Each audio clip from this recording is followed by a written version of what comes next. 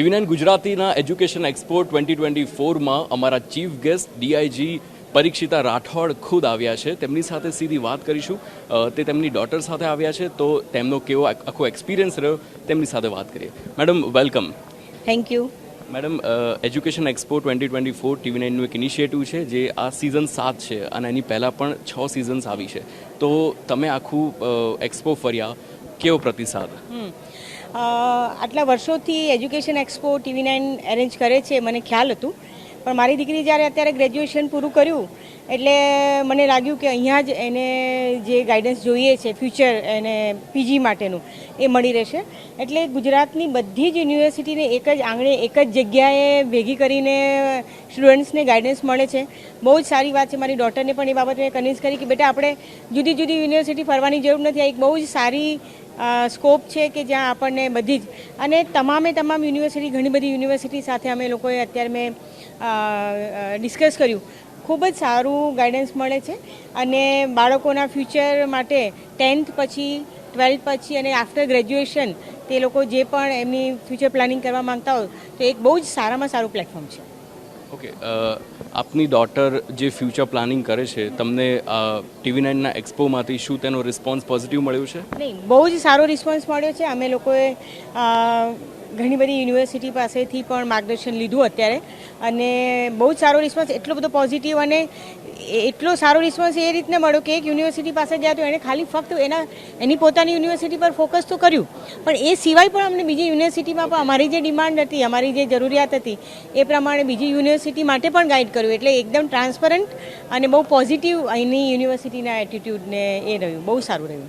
એક last question madam, તમે જે પોસ્ટ પર છો એઝ અ ફિમેલ તરીકે ઘણા લોકો તમારાથી પણ પ્રોત્સાહિત થતા હોય છે. એ તમામ ફિમેલ્સને, યંગ ફિમેલ્સને તમે શું એક અપીલ કરશો, શું મેસેજ આપશો?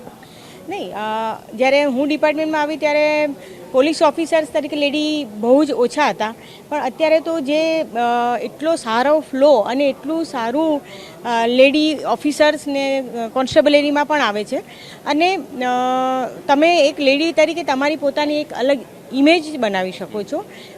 સમાજમાં પણ તમારું સ્ટેટસને સ્થાન એક આગવું રહે છે.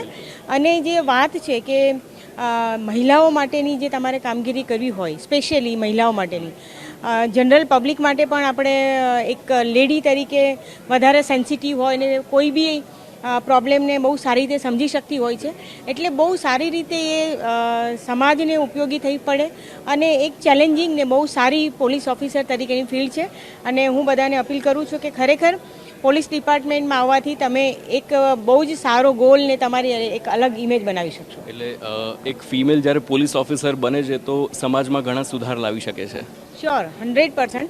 ફિમેલ, મેં તમને કહ્યું કે કુદરતી જ એનામાં એટલી બધી કેપેસિટી હોય છે, હા, કે એક સારું મેનેજ કરી શકતી હોય છે. બરાબર, કેમ કે હસબન્ડ સર્વિસ કરતા હોય પણ વાઈફ જે મેનેજ કરતી હોય છે હાઉસવાઈફ તરીકે, અને એ સિવાય એનામાં કુદરતી જે ક્વોલિટી આપેલી છે કે બહુ સેન્સિટિવ હોય છે, એ બહુ જ ઇમોશનલી પણ હોય છે અને દરેક વસ્તુને બુદ્ધિની રીતે પણ જોતી હોય છે, બૌદ્ધિક રીતે પણ એ વિચારતી હોય છે. આજની સ્ત્રીઓ અને પહેલાં પણ, કેમ કે બધું મેનેજ કરવું બહુ અઘરું હોય છે, એટલે આ બધું મેનેજમેન્ટની સ્કિલ કુદરતી સ્ત્રીમાં આપેલી હોય છે. એટલે એ બહુ સારી રીતે ગમે તે ફિલ્ડમાં કરી શકે અને પોલીસ ફિલ્ડમાં તો એને વધારે સારું એક સારો પાવર ને સ્ટેટસ ને પ્લેટફોર્મ મળતો હોય છે, તો આવવું જ જોઈએ.